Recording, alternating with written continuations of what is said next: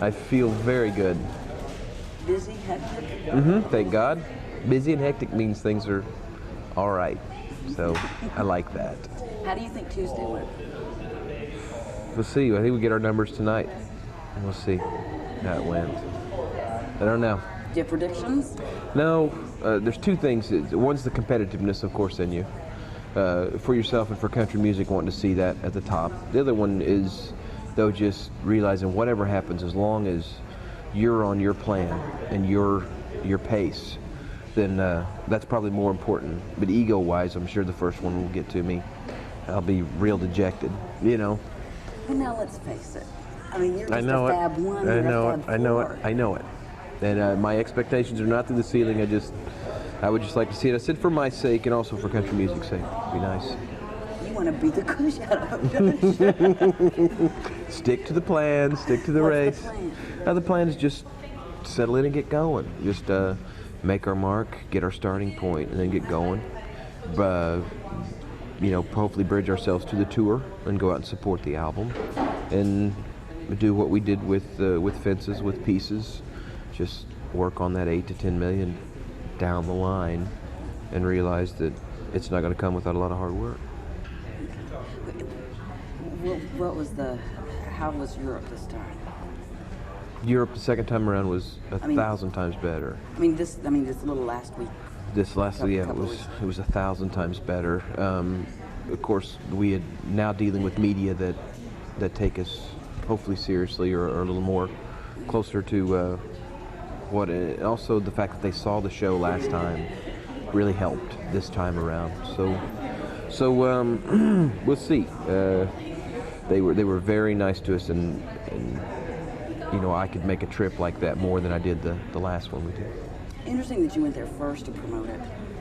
Yeah, because North America is like 95% of our sales worldwide.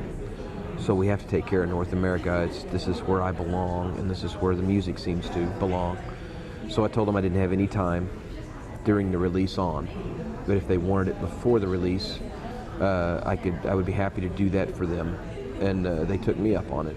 But as far as from the release date on, this is where we'll be. I heard that while you were making this, you were like recording for part of the day, writing for part of the day. Oh, during the album? Mm-hmm. It was actually cool because we'd actually come in and write while we were recording. The way that they said Dylan did it a lot. It was very cool. It was very pressure, but it was fun, and we would cut some things without the words being done, and it was cool. Then you'd go back and realize, well, the words aren't going to fit here, so you have to recut it. And we cut some songs 3 or 4 times, which was very cool because the feel that you got them was very relaxed by then. One was The Beaches of Cheyenne. Cut it on a Monday, and I was sitting there, and it was just killing me because it just didn't feel like what I thought it would feel like. And the grip, the reason was I didn't have a grip on the song. And by Thursday of that week, I felt a lot more relaxed with it. Play with the band goes, oh, that's what you wanted to sound like, and they played their butts off. So it was a lot of fun, very relaxed. Isn't it nice though to have that luxury where other people have to go in and just crank it out, you know? Yeah, a lot of people say this album, including myself, reminds them of the first album. And I think the reason for that is because we had the luxury of time. We didn't have a tour around it. This is the first album that we've cut since the first album that we didn't have a tour around, so it was very cool. You'd stay in there till 3 or 4 in the morning if you want. It was just very relaxed and very fun. Did you panic at the end? Oh my gosh, it's got to get done. The only thing I panicked was in our whole year and a half of cutting, in our 20-something songs we cut for this album, we never had the number 10 cut. Nothing felt like the 10th cut. And Jenny Yates faxed me the opening lyric to a song called Ireland, like the Wednesday before Friday was our last cutting date for the album. And when I saw it, I said, there it is. That's the one for a year and a half I've been looking for. And her and Stephanie Davis, Stephanie was in Montana buying her ranch at that time. So I was on conference calls from LA to Montana back here, trying to get it all fixed up and turned it in Sunday morning like I was supposed to. Wasn't nothing like just pushing that. I'm telling you. I think now Friday it was supposed to be done. That's a little late. 2 days Yes. late. Yeah, well, Sunday was... What they do, send you to the principal's office. They actually tell you Friday's your last day, and Sunday is your very last day, because they know me. So So we got it in on time. Number one with Victoria. Yes. It's like it couldn't miss, huh? What a combination. I don't know. I mean, just, people talk about good writing teams. I said this about Larry Bastian. I'll say it about Victoria Shaw. Her and anybody's a good writing team. Just sharp girl. Very sharp. This song we had cut 3 times, and the lyric was never right until this summer. It just popped, and the lyric turned around. And it kind of hit, and we all looked at each other and said, yeah. So I was very proud for this to be the first single out. I think people were expecting the fever from us for the first single kind of like thing. And this was a great coming from left field kind of thing. No one would have ever thought a first single off an album would be more of a James Taylor influenced ballad with Susan Ashton singing harmonies. So I was very proud of this. And since it got out so far ahead of the album, it got a lot of its own time. And I say good for the song and thank radio for what they did for it. Do you feel like you're starting all over in some ways? I mean, it's been a little while. Yeah, it's coming back real quick to me. I mean, you do feel like you're starting over, but I think where we'll probably need to really ask this question is the tour.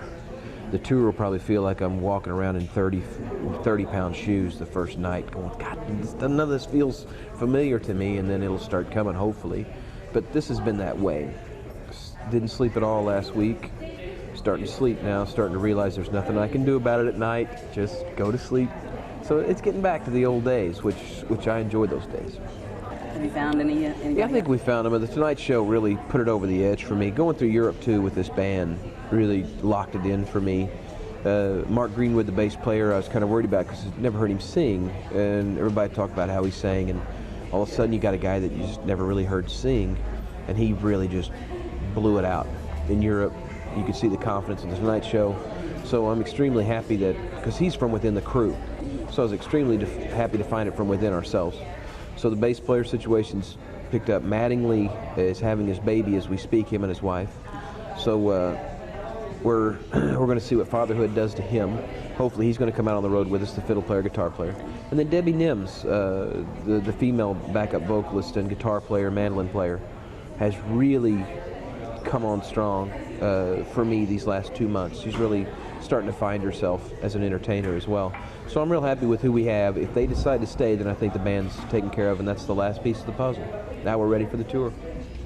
Oh, you're not? You don't have the lights and the flashes and stuff? We've got it all on paper. I mean, it'll all be built by then. Supposedly, knock on wood, it's supposed to be. March in Atlanta. Mm-hmm.